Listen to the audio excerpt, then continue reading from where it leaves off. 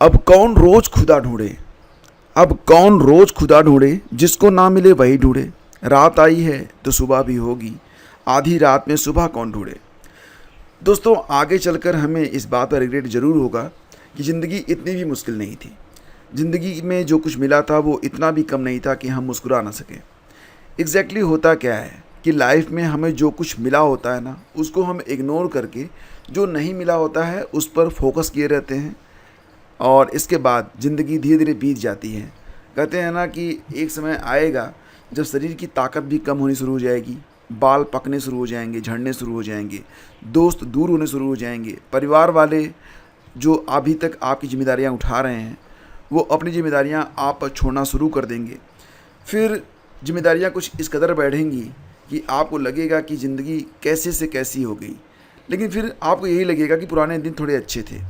तो अगर पुराने दिन अच्छे थे, ये आपको एक दिन एक्सेप्ट करना ही है, तो आज ही कर लो, ज़्यादा बेटर रहेगा। तो फ्रेंड्स, आज है 13 अगस्त। चलिए शुरू करते हैं आज के दैनिक रोजगार समाचार। पहली खबर यहाँ पर यह है कि उत्तर प्रदेश लोक सेवा आयोग ने जो अपना कैलेंडर जारी किया था 3 जून वाला, उसमें थोड़ा सा चेंज किया है। और ये जो चेंजेज हुए हैं ये उत्तर प्रदेश पुलिस भर्ती बोर्ड की जो परीक्षा हो रही है उसके मद्देनज़र किया गया है। ये परीक्षा 23, 24, 25, 30 और 31 अगस्त को होगी। 23, 24, 25, 30 और 31 अगस्त को। तो इसी के मद्देनज़र यहाँ पर देखो, होम्योपैथिक चिकित्सा अधिकारी और होम्योपैथिक आवासीय चिकित्सा अधिकारी और सहायक नगर नियोजक की परीक्षा है, यानी कि 4 डेट यहाँ पर बदले गए हैं। जो नवीन प्रस्तावित तिथि है तो वो है 15 सितंबर, 18 सितंबर और 25 सितंबर। इसमें ज़्यादातर जो अभ्यर्थी प्रभावित होंगे वो सहायक नगर नियोजक वाले प्रभावित होंगे, जिनकी परीक्षा जो है 25 सितंबर को होने जा रही है। ठीक है, तो ये थोड़ा सा चेंजेस किया गया है। सिपाही भर्ती के लिए यूपीपीएससी ने बदली 3 परीक्षाओं की तिथियाँ। सहायक नगर नियोजन की मुख्य परीक्षा अब 25 सितंबर को होगी और होम्योपैथिक चिकित्सा अधिकारी स्क्रीनिंग परीक्षा 15 और 18 सितंबर को करवाई जाएगी।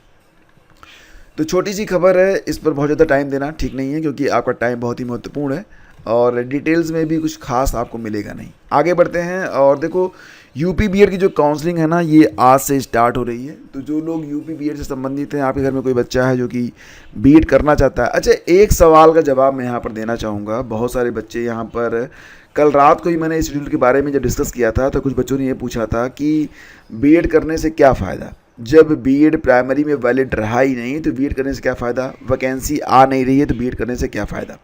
सही बात है, आपका जो सवाल है बिल्कुल वाजिब है, लेकिन एक बात बताना चाहूँगा आपको कि बीएड सिर्फ यूपी की शिक्षक भर्ती के लिए मान्य नहीं होता है। ये ऑल ओवर इंडिया की जितनी भी शिक्षक भर्तियाँ आती हैं सभी के लिए मान्य होता है। जैसे कि अगर आप DSSB में टीजीटी पीजीटी कुछ भी देना चाहते हैं, इसके अलावा अगर आप बिहार में शिक्षक भर्ती देना चाहते हैं, मध्य प्रदेश में देना चाहते हैं, KVS हो गया, NVS हो गया, EMRS हो गया, यानी कि अगर आप शिक्षक बनना चाहते हैं तो यहाँ पर बीएड कंपलसरी है, अनिवार्य है, अपरिहार्य है। इसके बगैर आप शिक्षण क्षेत्र में नहीं जा सकते हैं। ठीक है, प्राइमरी में नहीं जा सकते, लेकिन इसके अलावा तो बहुत सारे आपके पास अपॉर्चुनिटीज़ हैं जहाँ पर आप बिना बीएड के कदम भी नहीं रख सकते हैं। ठीक है, और रही बात डीएलएड की, तो डीएलएड के लिए बस एक ही रास्ता होता है कि वो 1 to 5 के लिए एलिजिबल होते हैं। तो इसलिए बीएड अभी भी अच्छी चीज़ है, बीएड कर लेना चाहिए, क्योंकि बीएड के बाद और भी रास्ते हैं। बीएड करके आप एमएड कर सकते हैं या फिर एजुकेशन से एमए कर सकते हैं, और आगे चलकर आप नेट की परीक्षा क्वालिफाई करके डिग्री कॉलेज में, विश्वविद्यालयों में आप असिस्टेंट प्रोफेसर बन सकते हैं। तो बीएड के बाद बहुत सारे अवसर होते हैं, इसलिए बीएड यहाँ पर ज़रूरी होता है कि बीएड किया जाए। और बीएड को भाव कम देना ये अच्छी बात तो नहीं है। फिलहाल जो काउंसलिंग है बीएड की, ये आज से स्टार्ट हो रही है। आज 13 अगस्त है, तो आज केवल आप यहाँ पर अपना रजिस्ट्रेशन कर पाएंगे। और फेज़ 1 के लिए, फेज़ 1 में जो रजिस्ट्रेशन और काउंसलिंग है इसे आप 14 से लेकर 19 के बीच में कर पाएंगे। चॉइस फिलिंग आप केवल 20 को कर पाएंगे, और मतलब ये है कि अगर आप रजिस्ट्रेशन की प्रक्रिया 19 तक कर लिए हैं, चॉइस फिलिंग नहीं कर पाए हैं, तो 20 को भी चॉइस फिलिंग का ऑप्शन रहेगा, लेकिन उस दिन आप रजिस्ट्रेशन नहीं कर पाएंगे। और इसके बाद आपका जो रिजल्ट होगा ना सीट अलॉटमेंट वाला, वो 21 अगस्त को आ जाएगा। इसके बाद सेकेंड राउंड का जो आपकी काउंसलिंग होगी वो 25 अगस्त से स्टार्ट हो रही है। इसी प्रकार से देखा जाए तो जो पूल काउंसलिंग होगी वो आपकी शुरू होगी 11 सितंबर से, और डायरेक्ट एडमिशन की जो प्रक्रिया होगी ये चलेगी 20 सितंबर से लेकर 28 सितंबर के बीच में। तो इस प्रकार से ये जो पूरा का पूरा कार्यक्रम है यहाँ पर जारी किया गया है, और जो भी बच्चे यहाँ पर पार्टिसिपेट करना चाहते हैं बिल्कुल कर सकते हैं। इसके बारे में बीएड की काउंसलिंग आज से शासन ने बीयू को भेजा ऑनलाइन काउंसलिंग का कार्यक्रम 5 अक्टूबर तक होगी पूरी।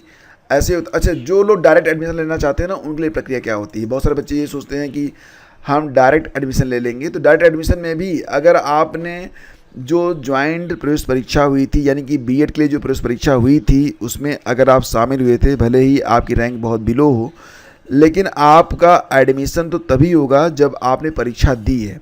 तो बीएड में सीधे प्रवेश वही छात्र ले सकते हैं जो संयुक्त प्रवेश परीक्षा में शामिल हुए हैं। प्रवेश परीक्षा में शामिल नहीं होने वाले बच्चे सीधे प्रवेश के पात्र नहीं होते। तो ये बात ध्यान रखना आप लोग। बहुत सारे लोगों ने ये सवाल पूछा था कि बीएड में क्या डायरेक्ट एडमिशन होता है, लेकिन जो लोग प्रवेश परीक्षा दिए होते हैं बस उन्हीं का होता है, ठीक है।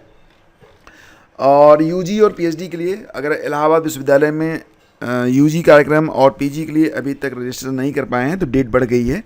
पहले डेट जो थी वो 12 तारीख तक थी, 12 अगस्त तक, अभी से बढ़ाकर 20 अगस्त कर दिया गया है।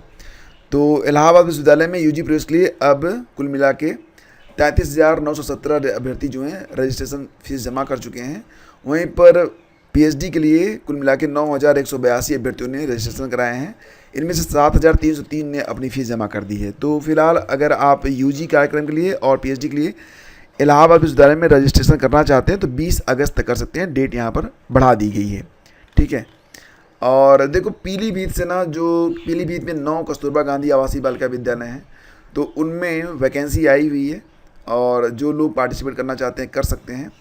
और देखो ध्यान देना कि पीलीभीत में कुल 9 कस्तूरबा गांधी आवासीय बालिका विद्यालय हैं।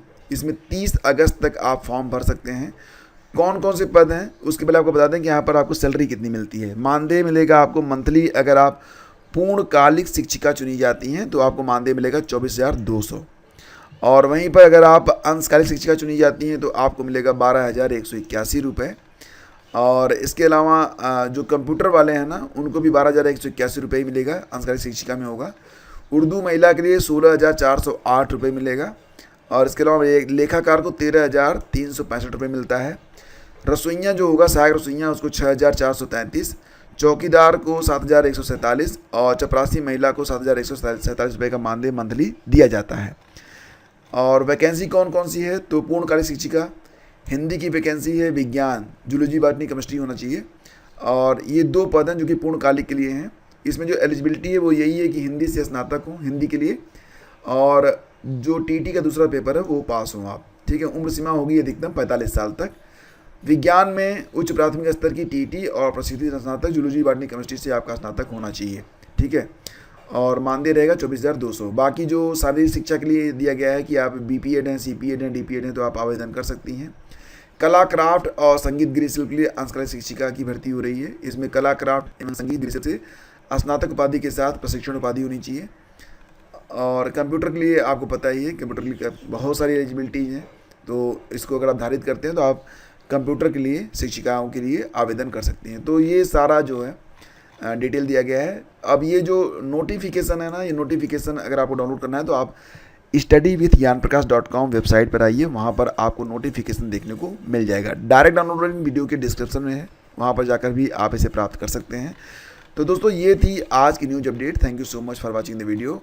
मिलते हैं आपसे अगले वीडियो में। और देखो ये सेशन अगर आपको अच्छा लगता है तो इसे लाइक और शेयर भी आप लोग कर दिया करें, क्योंकि मुझे आपके सहयोग की आवश्यकता है और मुझे भरोसा है कि आप सहयोग जरूर करेंगे। धन्यवाद।